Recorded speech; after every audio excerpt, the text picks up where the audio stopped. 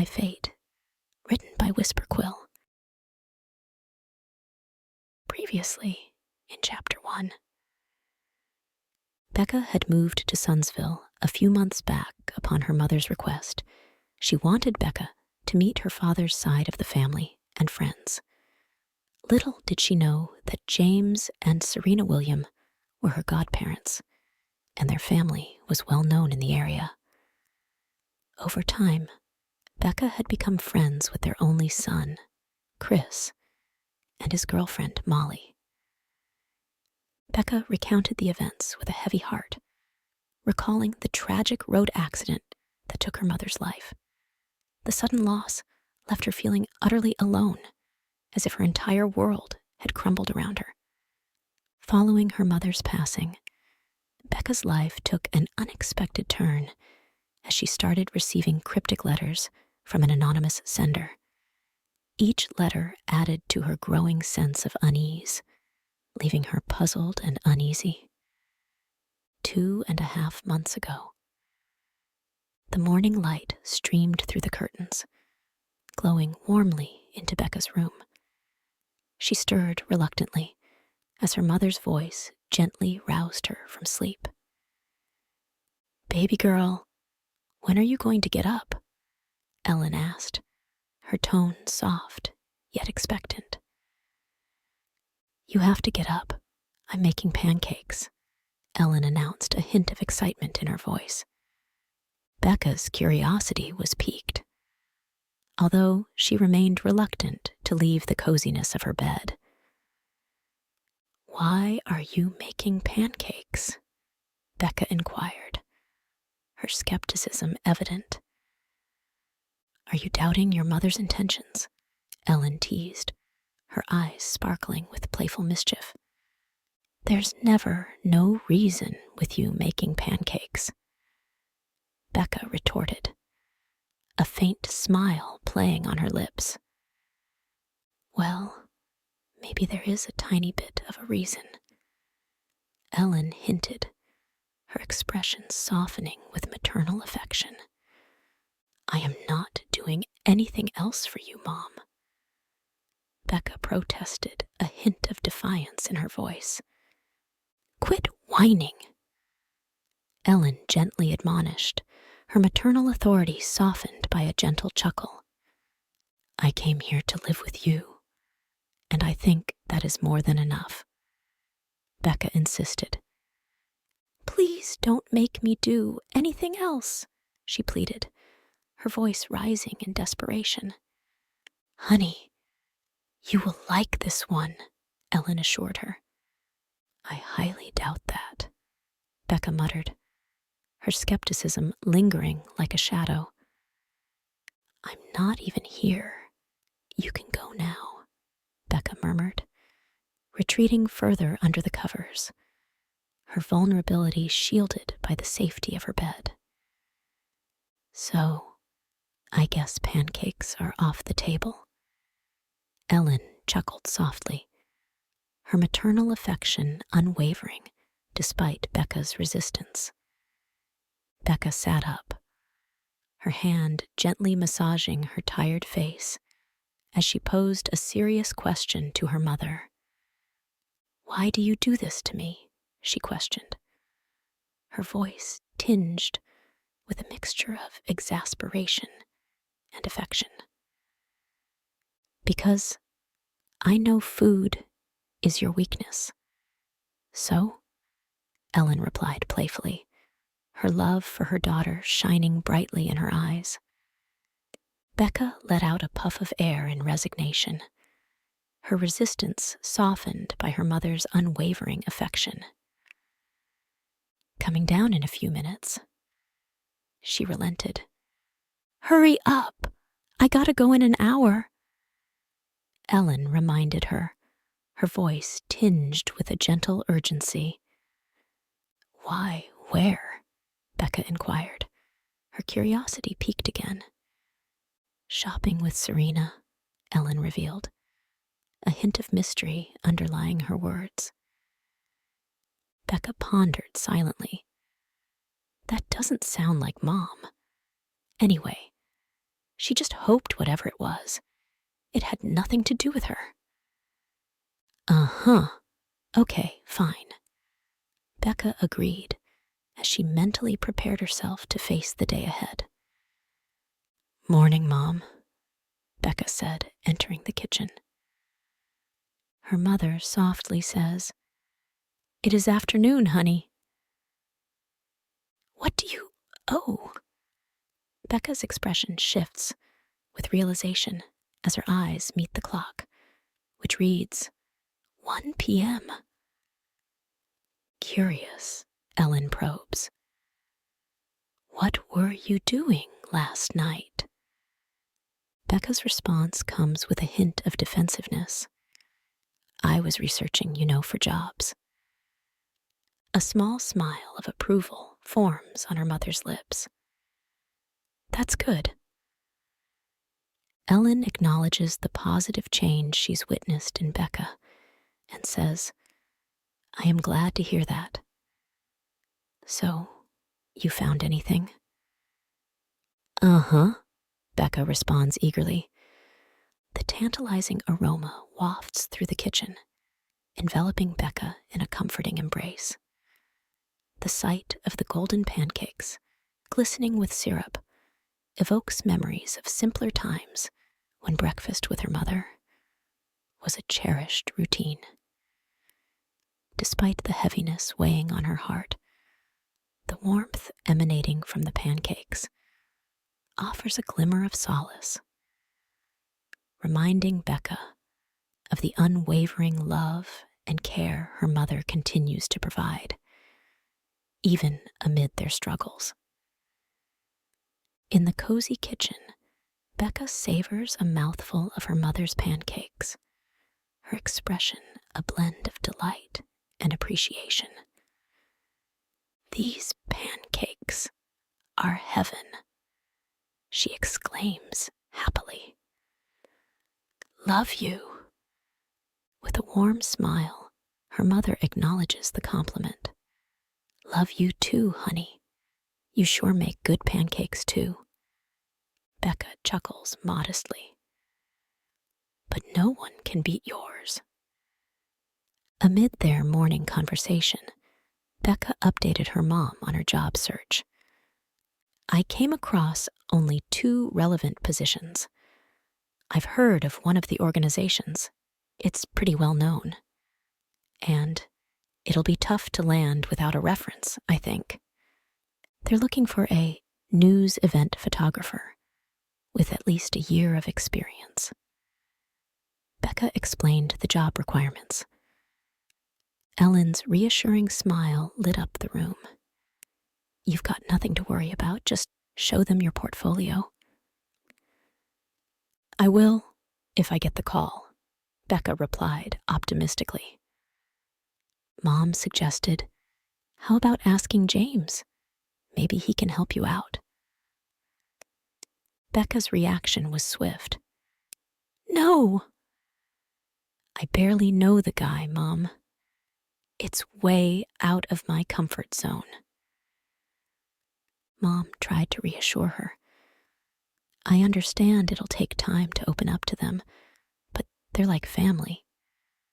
Becca nodded. "Yes, they're all very nice. Maybe too nice for my taste." Mom teased her gently. "You are so weird sometimes." "I know, thanks," Becca replied playfully, winking at her mom. Mom wished her luck. "Then let's wait to hear back about that position." "Thanks. Good luck with the shopping," Becca responded warmly. As her mom prepared to leave, Becca couldn't help but notice her excitement. "Why are you going shopping, if you don't mind me asking?" Mom dodged the question playfully. "Can't I go?" He. Becca sensed something was up. That does not sound suspicious at all. Mom chuckled at her daughter's sarcasm. "You and your silly sarcasm." With a knowing smile, Becca teased, I know you love it. Mom laughed along. Yes, I love it. After confirming her plans for the day, Becca expressed her intention to explore the city. Okay, but I might go explore the city. And Ellen offered the car keys with a smile. 3 hours later, Rebecca drove a few blocks until she spotted a crowded grill. The savory aroma wafted through the air, heightening her anticipation for a delicious meal. Finding parking in the busy area proved challenging, but she eventually secured a spot. Entering the grill, she was promptly led to an empty booth for 2. After reading the menu, she placed her order and reached for her phone, only to be interrupted by a tap on her shoulder.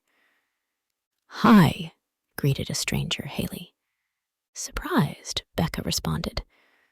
Hi, Haley quickly added.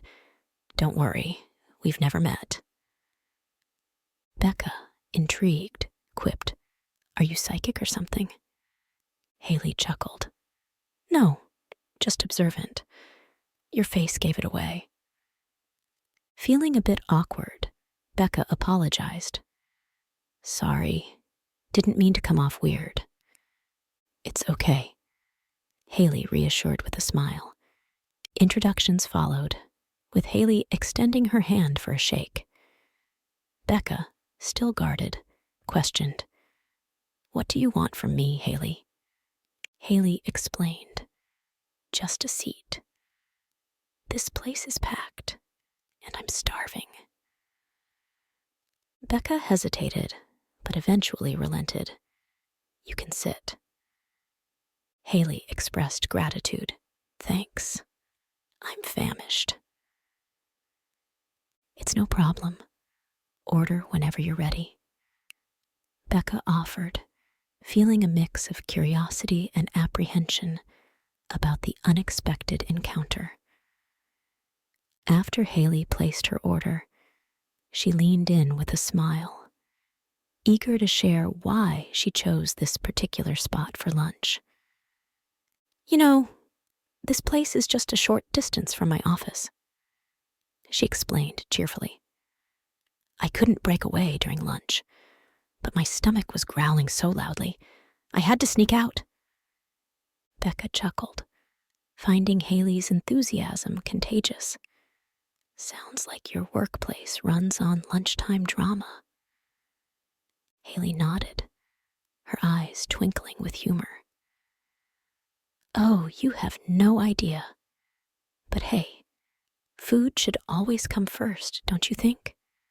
Becca agreed. No arguments there. With a friendly grin, Haley realized she hadn't properly introduced herself. By the way, I'm Haley, and thank you for letting me crash your solo lunch session. Becca waved off the thanks with a casual shrug. Hey, no problem at all. Can't leave a fellow foodie to fend for themselves, right? You're a lifesaver, Haley exclaimed, her gratitude genuine. Becca flashed a playful grin. Refusing someone with an empty stomach isn't really my style, you know? As they dove into their meals, Haley managed to sneak in the exchange of numbers. You're not usually this friendly with strangers, are you? Becca teased, her eyes dancing with amusement. Haley laughed, shaking her head. Not. But there's just something about you sitting here alone. Plus, I was craving some company. And a good meal, of course. Becca smiled warmly, feeling a genuine connection with her new acquaintance. Well, I'm glad I could be of service. Half an hour flew by in the blink of an eye, and soon it was time to part ways. Thanks for the great conversation, Haley said, her tone genuinely appreciative. Becca grinned. Likewise. And hey, if you ever need a lunch buddy again, you know where to find me. Haley beamed at the invitation. Absolutely. And don't forget about our city tour. It's going to be a blast. Becca's eyes lit up with unusual excitement. Can't wait. Tomorrow then? Yeah. I actually can't make it tomorrow. There's this annual event I have to attend. Haley explained, her tone apologetic. But how about Saturday? Are you free then? Becca considered for a moment before responding. What time on Saturday? I'll text you the details, okay? Haley replied, her smile unwavering. And you should totally come to the event too. The whole city will be there. Becca hesitated, a hint of skepticism in her voice. Sounds like a good reason for me to decline. Haley laughed, nudging her playfully. Oh, come on. Don't be a party pooper. Our mayor hosts an annual ball, and all the most eligible bachelors in the city will be there. Not really my scene. Becca admitted, her tone firm. Give it a chance, will you? You're new here. It's the perfect opportunity to socialize. Haley urged, her enthusiasm infectious. Becca relented, a small smile tugging at her lips. I know. I'll see you Saturday. Bye, girl, Haley said as they parted ways. Bye, Becca replied with a warm smile. After bidding Haley goodbye, Becca made her way straight home, feeling a mix of exhaustion and relief. Sigh, she muttered to herself as she entered the familiar surroundings of her house. You home, honey? Her mom's voice called out from the living room. Yeah, Mom, Becca replied, then noticed her Aunt Serena. Hey, Aunt Serena, how are you? I'm good. How are you? Serena responded with a warm smile. I'm good, Becca replied, returning the smile. We came from shopping a while ago. Her mom chimed in, and Becca noticed Molly standing beside her. Hey, Rebecca, Molly greeted her. Hi, Molly. I didn't know you were going to be here, Becca said, surprised. I went shopping with the ladies, Molly explained. Molly then leaned in and said, Hey, I want to ask you something. We have this huge annual city ball coming up. Will you please come with me? Molly asked eagerly. Becca felt a sense of dread creeping in. Not again, she thought to herself. Politely, Becca declined, expressing, Sorry, I cannot go with you. Everywhere I turn, it seems to be the talk of the town. What is so special about this event anyway? The mayor holds this event every year, kind of mandatory for everyone to attend. Serena explained. It's one of those occasions where the city truly comes alive. People from all walks of life, from the influential to the ordinary, gather under one roof. It's not just a ball. It's a symbol of our city's unity and prestige. Go, honey. Ellen chimed in. It's a good chance to experience the grandeur and sophistication that this city has to offer. Plus, it's a fantastic opportunity for you to mingle, network, and make connections. Serena encouraged. The whole city will be there, Becca exclaimed, feeling overwhelmed. Kind of, yes, Molly confirmed. Thanks for the offer, Molly, but I really don't want to go, Becca said. And why me? Becca wondered, a knot of confusion forming in her stomach. What about Chris? Isn't he coming with you? Becca asked. He is. I forgot. I mean, I really want you to join us also. Molly replied, her tone slightly awkward, but sincere. I hate feeling like a third wheel, Becca confessed, her voice tinged with discomfort. We'll look for a bachelor over there for you, Molly teased, attempting to lighten the mood. No thanks, Becca replied, her smile a little strained. Please, Molly joined in, her plea echoing Serena's earlier encouragement. These ladies are ganging up on me, Becca thought to herself, feeling a mix of frustration and resignation. If you don't feel comfortable there, you can leave early, Serena suggested, offering an escape route. Becca internally groaned. The thought of being in such a crowded event only intensified her discomfort. No. I mean, never, Becca replied, feeling trapped. With that, Becca excused herself and retreated to her room, seeking solace in solitude. That's a yes, her mom declared happily, while Molly shouted after her, Tomorrow at 6, be ready! The next day, Becca found herself in her room, grappling with the unwelcome reality of having to attend the city ball. This event held little interest for her, yet her close association with the influential Williams family meant that her attendance was mandatory. Becca's nerves were on edge, her anxiety palpable as she fidgeted with her hands.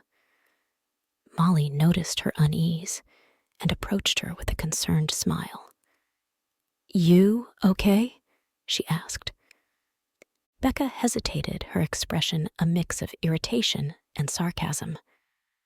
When can we leave? She replied, her tone laced with frustration. Molly chuckled. We just got here. Chris intervened, his smile warm and reassuring. Loosen up, kiddo. But his words only seemed to irritate Becca further. Don't call her that, Chris, Molly admonished, her expression stern. Becca's eyes flashed with anger. I am no kiddo. And if one more time... Chris held up his hands in apology. Sorry, I didn't mean to ruffle your feathers. Chris grinned. Is Becca better? He turned to Becca, his eyes sparkling with mirth. Yeah, Becca responded with a smile, as Chris complimented her appearance.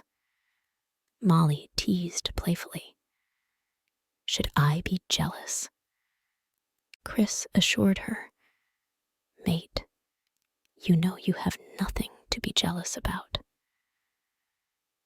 Becca found the term mate a bit odd and thought to herself, what a weird word to call her by. Mate. It's not. We are soulmates, Molly clarified with a grin. Becca, feeling a flush of embarrassment, replied awkwardly, Oh, okay, nice. As they continued to chat, Becca's annoyance and amusement mingled, her expressions shifting with each exchange. Chris affectionately expressed his love for Molly, which made Becca jest, her tone laced with sarcasm. You guys are so cute. It makes me want to puke sometimes. Chris turned to her, his expression protective. And Becca, I know you don't know anybody here, so if any jerk even thinks of trying something with you, He will have to go through me.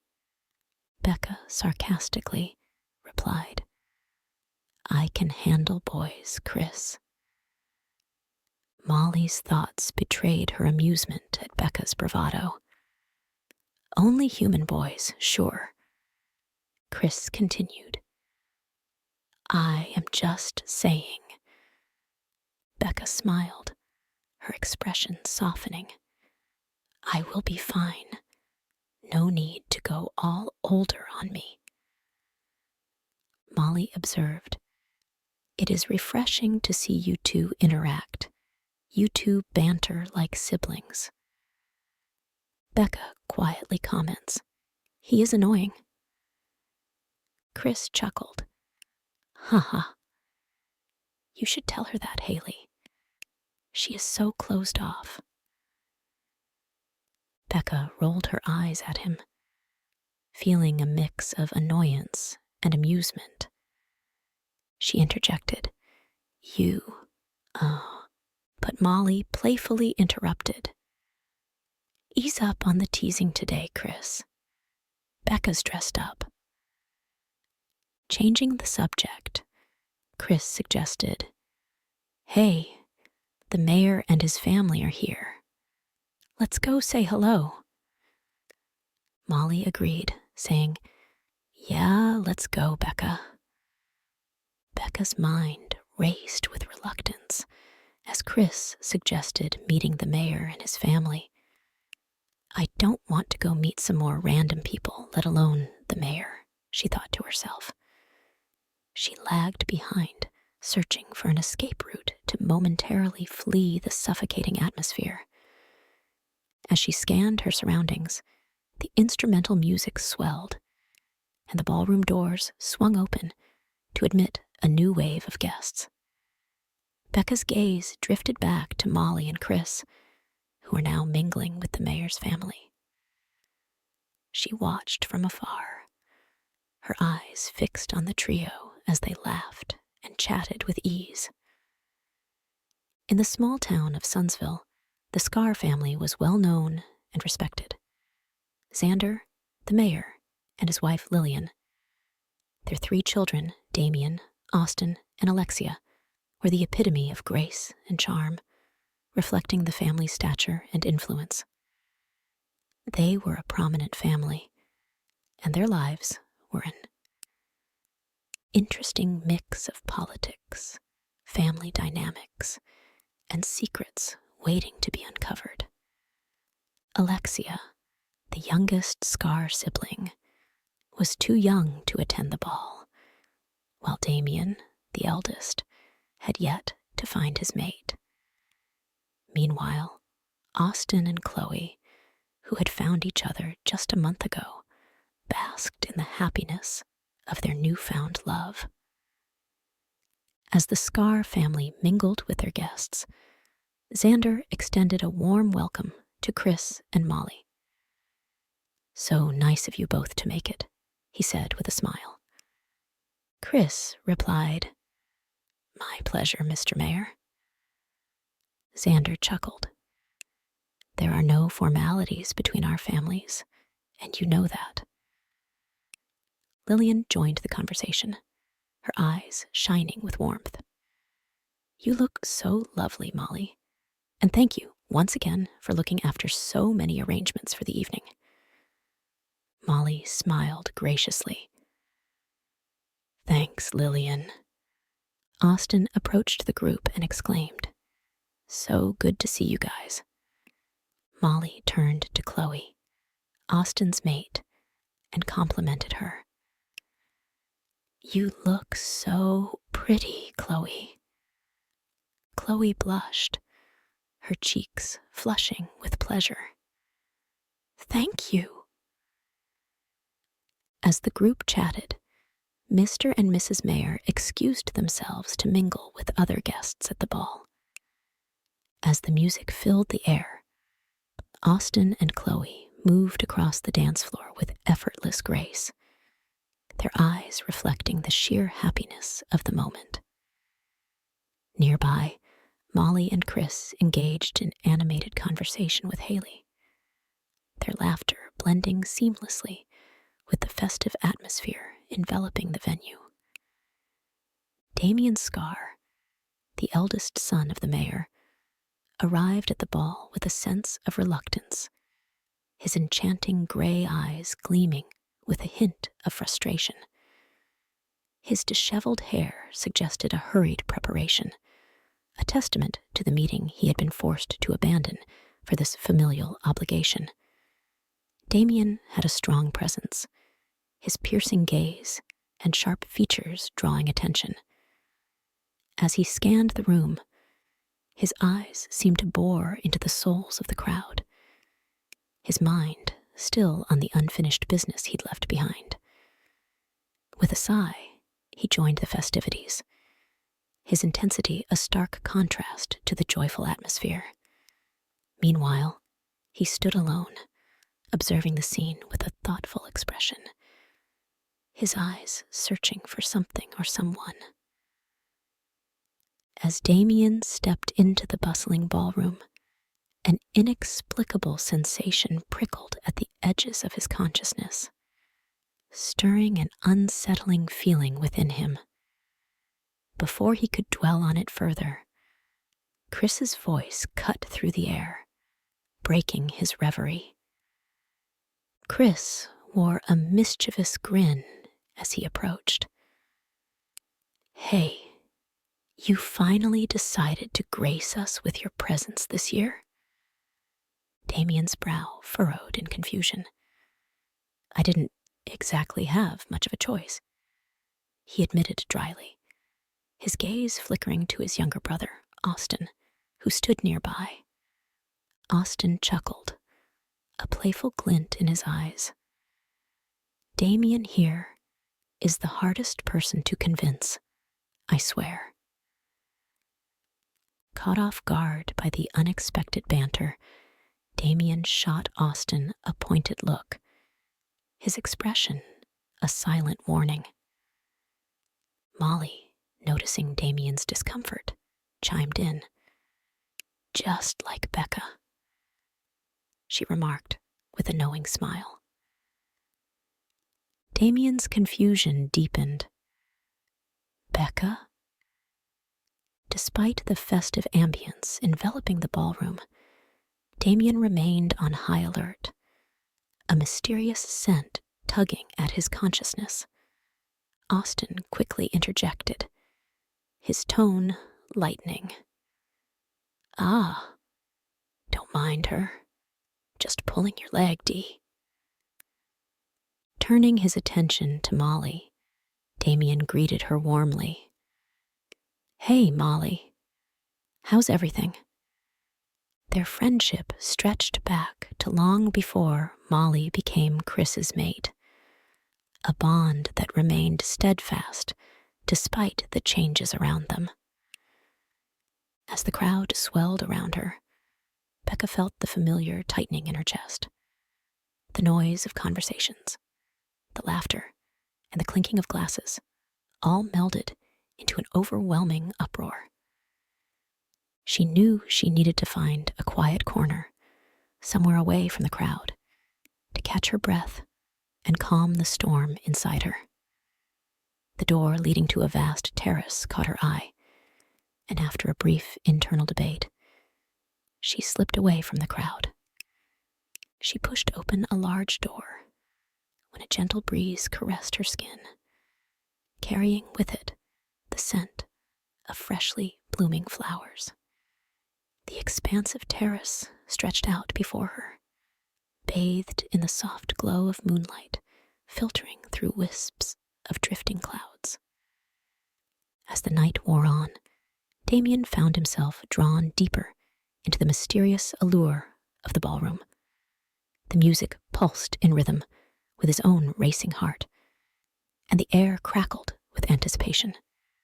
With a furrowed brow, he excused himself and mingled with the crowd, his gaze scanning the faces around him in search of something he couldn't quite define. His instincts guided him toward the source of the elusive scent that lingered in the air.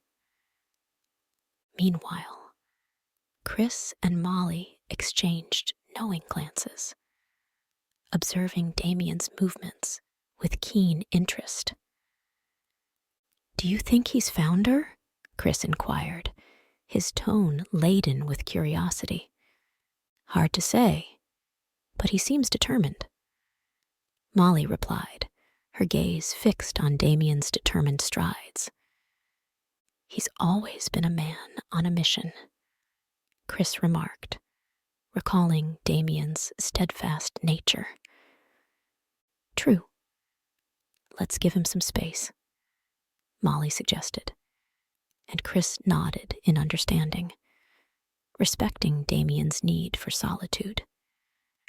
In the mystical world of werewolf hierarchy, alphas stand as the most powerful leaders, their presence both commanding and magnetic. One of their most charming qualities is their strong devotion and protective instincts towards their chosen partners. This protective nature isn't just about showing dominance. It's a heartfelt expression of deep love and loyalty. Something is enchanting about the way they fiercely defend their loved ones, blending strength with tenderness. It's a powerful symbol of their commitment and affection, making them not just leaders, but also cherished guardians of the heart. Chris glanced around, confusion clouding his features. "Where did Becca go?" he asked, his eyes scanning the crowd. Molly smiled reassuringly. She mentioned before we arrived that crowds make her uncomfortable. She'll be around, just not where everyone can see her. So don't worry. Chris nodded, still a bit concerned, but reassured by Molly's words. Okay, he replied, trusting that Becca would find her way through the evening on her way. Damien excused himself, drawn by the faint, elusive scent lingering in one corner of the room. His heart raced with a mix of anticipation and dread as he followed it, weaving through the crowd. "Mate," he whispered under his breath. The word felt like a weight, heavy with destiny and uncertainty. He could hardly believe it himself. A whirlwind of emotions swirled within him, hope mingled with fear, and the reality of his mate being close by left him both exhilarated and on edge. In the vibrant heart of the city, Xander Scarr held a dual role. Not only was he the esteemed mayor, but he also bore the legacy of being the former alpha of the renowned Silver Dawn Pack, a position now entrusted to Damien. As an alpha, he wielded immense power and commanded respect, making him one of the most formidable and revered figures in the realm. In the same vein, Damien, now shouldering the responsibility as alpha of the Silver Dawn Pack, mirrored the strength and authority of his predecessor, Xander Scarr. Though relatively new to his role, Damien's determination and leadership qualities marked him as a rising force within the pack. With each decision he made, he solidified his place as a formidable alpha, ensuring the continued prosperity and protection of his pack members. Damien's magnetic charisma, coupled with his sincere dedication to his pack's welfare, set him apart as a remarkable leader. His strategic prowess and unyielding determination commanded both respect and admiration, earning him the unwavering loyalty of his pack. After a few minutes, Becca finally found herself in a quiet corner of the ballroom. Surrounded by the elegance of the event, she took a deep breath, momentarily relieved to have found some solace. "I never imagined the entire city would turn out for this," she reflected, her surprise evident in her tone. Molly's text popped up on Becca's phone, asking asking her whereabouts. Becca's fingers tapped out a response, assuring Molly that she was all right, and just needed a moment away from the lively festivities to catch her breath. Slipping her phone back into her bag, Becca took a moment to glance around, finally becoming fully aware of her surroundings. In the distance, the city skyline twinkled with a myriad of lights, a mesmerizing backdrop to the quiet sanctuary she had discovered. The gentle rustle of leaves and the distant hum of the city below provided a soothing soundtrack to her racing thoughts. Finding a secluded corner, Becca sank onto a plush cushioned chair, allowing the tranquility of the terrace to envelop her. Here, amidst the serenity of the night, she could finally catch her breath and find respite from the chaos of the ballroom. In the elegant chaos of the ballroom, Damien found himself caught in a whirlwind of social obligations. Guests clamored for his attention, their voices blending into a symphony of polite conversation and subtle demands. Yet, amidst the ceaseless chatter and captivating allure of the event, Damien's thoughts were consumed by one elusive figure. He couldn't shake the feeling of her presence lingering nearby, a tantalizing mystery waiting to be unraveled. As he gracefully maneuvered through the crowd, Damien's mind raced with questions. Where had she disappeared to amidst the dazzling array of guests and glittering chandeliers? The search for his elusive mate intensified, adding an electrifying edge to the evening's festivities. With concern evident in his voice, Chris asked Molly, "Can you text her again? Let her know we're looking for her." His tone grew serious as he voiced his worry. "She doesn't realize it yet, but she may be in danger." Understanding the gravity of the situation, Molly replied solemnly, "Of course. She sees them all as ordinary people." Chris's resolve hardened. "Exactly. I can't take any chances with her safety. She's part of our family now. My responsibility." Assuring Chris, Molly pledged, "I'll tell her to come out of hiding. You can count on me." Her smile was comforting, offering reassurance in their shared concern. Damien couldn't shake his shock and confusion. "I don't understand," he thought, frustration creeping in. "Can't she feel that I'm here?" The idea baffled him, leaving him bewildered and unsettled. Attempting to break free from the crowd, a surge of anger rose within him.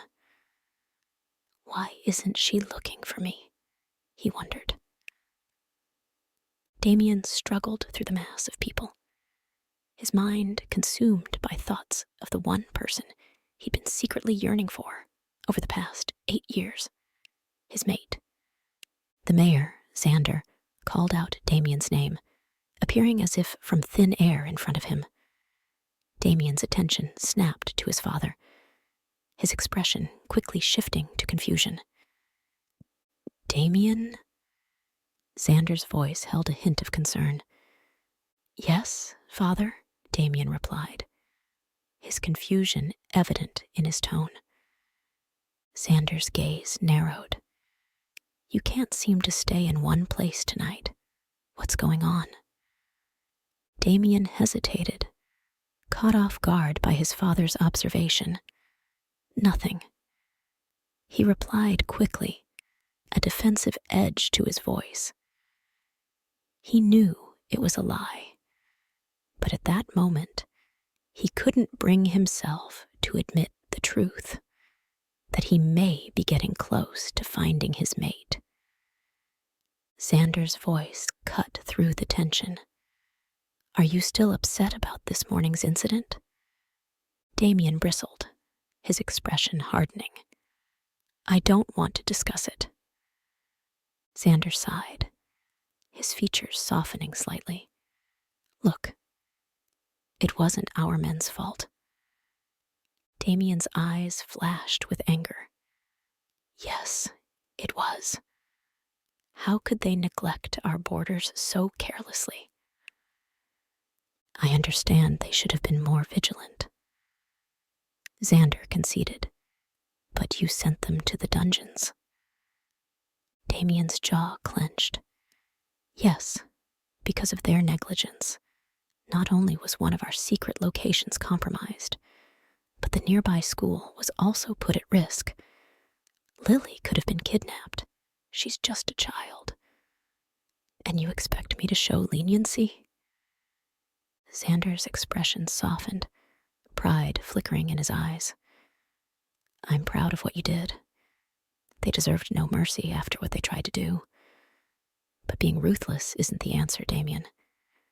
Punish your men, but don't let fear be the only thing they feel. Damien nodded, his anger subsiding slightly. I understand.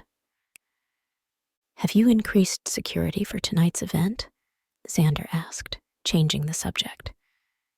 Damien nodded. Yes, I had to. But why do you think this morning's attack is related to the annual ball? Xander questioned. Damien hesitated, his gaze flickering with suspicion. I have a hunch. What kind of hunch? Xander pressed. I don't want to discuss it here, Father, Damien replied tersely. We can talk about it tomorrow. Xander's brows furrowed in concern. We may have a mole, Damien admitted, his voice low. Xander's eyes widened in shock. Impossible. Nobody in our pack would betray us. Damien's expression remained guarded. This is why I didn't want to tell you. Damien's voice reverberated with controlled fury. That is why I sent those men to dungeons, till I find who the real culprit is, he declared, his jaw set in a firm line. Let me handle it, Father. I will keep you updated, Damien assured, a sense of responsibility evident in his tone, despite the anger simmering beneath the surface. Xander responded with a curt nod. If what you believe is right, then make sure whoever it is gets exposed soon. I will, Damien affirmed, a faint smile gracing his lips as he met his father's gaze with determination. Interrupting their serious discussion, Lillian, Damien's mother, joined them with a light-hearted demeanor. What are you two handsome men talking about? She inquired, her tone playful. Xander replied, his expression instantly lit up. Something related to work. Boring. Please, you two. At least enjoy for one night. Lillian teased her tone light, but with a hint of insistence. We are trying, Xander retorted with a smile. Have you found your mate yet? Lillian asked Damien, her tone shifting to a more serious inquiry. However, Damien's mind was elsewhere, his thoughts scattered and unfocused. He didn't hear his mother's question initially, his expression reflecting confusion when he finally registered her words. Sorry, yes, Mother. Damien responded with a smile, attempting to mask his distraction. Have you found your mate yet? Lillian repeated, her tone neutral this time. Damien took his time and replied dismissively, his frustration evident. You know I don't care about that. I don't want to hear you say that again. Do you hear me? Lillian admonished, her tone shifting to one of disappointment. Look, Mother, it's been 8 years. I think you should just give up on it already, Damien retorted. Don't say that. Alpha or no alpha, you are still my son, Lillian chided gently. There is a mate out there for you, son. I know. Xander interjected, his tone earnest. Yes, you just haven't found her yet. Lillian added optimistically. Damien's internal monologue dripped with sarcasm. What if my mate is the one who does not want to be found? What happens then? Well, Lillian began before Xander cut her off. You would have to give up your alpha title. Xander started. I will not do so, father, Damien interrupted vehemently. Austin has recently found his mate. It is possible now, Xander stated matter-of-factly. He doesn't want to be an alpha, and you know that. Damien countered angrily.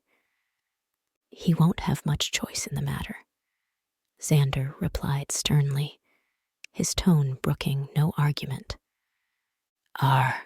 Damien exclaimed in frustration, his shoulders slumping in defeat. Please calm down and listen. Lillian interjected softly, her smile gentle. Every pack needs a Luna, son. No pack is complete without a Luna. Lillian explained, her tone pleading. I am only acting as a Luna on your mate's behalf. Who knows for how long I am going to live? Lillian continued, her words carrying a weight of uncertainty. What are you even saying? Please, don't, Damien pleaded, his smile forced as he tried to mask his inner turmoil. Even if I find a mate, she will never be as good a Luna as you, Damien confessed, his tone softening with sincerity. She will be even better than me. I have faith. Lillian reassured, her tone filled with maternal pride. Only you can get him to talk about his feelings. Xander remarked with a chuckle. Yes, because he is my boy. Lillian responded proudly. Anyway, we have to go now to meet some important people, Xander announced, his tone businesslike. Sure. Damien accepted and prepared to take his leave as well. As the trio departed, the weight of the recent incident outside the children's school lingered in the air, a reminder of the challenges they faced as leaders of their pack. With a heavy heart, Becca considered her options. Maybe I should go back before Chris or Molly calls again, she murmured to herself. Confusion clouded Becca's thoughts as she pondered her friend's behavior. I don't understand why they're acting so strange. I'm not a child, and it's just an overcrowded event, she mused aloud, her brow furrowing in perplexity. A wistful smile tugged at Becca's lips as she shook her head. They are being overprotective, as if something might happen, she wondered. Ultimately, Becca made her decision. Despite her friend's worries, she resolved to join the party before Chris and Molly grew too concerned for her well-being. A door at the end of the hall swung open, and Damien was once again enveloped by the same intoxicating scent, this time even stronger. He instinctively moved away from the crowd, disregarding the people in his path. Despite the overwhelming sensation pulsing through him, Damien fought to maintain his composure as his wolf howled with joy within him. Mate, mate, mate, mate. His wolf's relentless chant echoed in his mind. As his thoughts raced, Damien felt compelled to investigate the source of his sudden surge of emotions. However, before he could catch even a glimpse of who might be entering the ballroom through that door, darkness engulfed the room as the power abruptly cut out, plunging the space into an inky blackness. As Becca pushed open the heavy door to exit the terrace, darkness descended upon the room like a heavy veil. In the suffocating darkness, Becca's heart raced with fear. "Oh no, I can't. What happened?" she gasped, her voice trembling. Her dislike of being in the dark escalated, and panic began to take hold. Becca was too stunned to respond, as an indistinct tingling sensation shot up and down her arm at the touch of another. Amidst the darkness, a low growl echoed, sending shivers down Becca's spine. "Mine," a voice rumbled, adding to her growing unease. Suddenly, Damien's voice cut through the tension, filled with anger and possessiveness. "Mine," he declared, his presence providing a sliver of reassurance in the enveloping blackness. Before Becca could react, she felt the firm grasp of a pair of strong arms turning her around, further unsettling her already frazzled nerves. "Who?" she began, but her words were silenced by Damien's hushed command. "Shh," Damien whispered, his voice sending chills down her spine, causing her to gulp nervously. It became unmistakably clear to Damien at that moment. She was the one he had been searching for, his mate for the past 8 years. Becca's mind raced with shock. Who is he? She wondered, her thoughts a jumbled mess of confusion and disbelief. Struggling against an invisible force, she found herself unable to move. "Why can't I move?" she questioned, her confusion deepening. Meanwhile, Damien's thoughts were consumed by adoration for his newfound mate. "My beautiful mate," he thought, his heart swelling with affection. Drawing her closer to him, Damien's breath mingled with hers, his proximity overwhelming her senses. "What's your name?" he asked, his voice washing over her like a wave of ice-cold water. Caught in a daze, Becca found herself drawn in by Damien's closeness until she shook herself out of it. What is he trying to do? She wondered, her confusion mounting as she attempted to free herself from his grip, which only tightened further. Why is she trying to get away? Damien pondered, his brow furrowing in confusion as Becca struggled against him. "Let go of me," Becca demanded, her voice tinged with anger and frustration. "Why?" Damien questioned, his shock evident as the power suddenly flickered back on, illuminating the room. As Becca looked up, she found herself locking eyes with a pair of steely gray orbs, set in the most handsome face she had ever seen.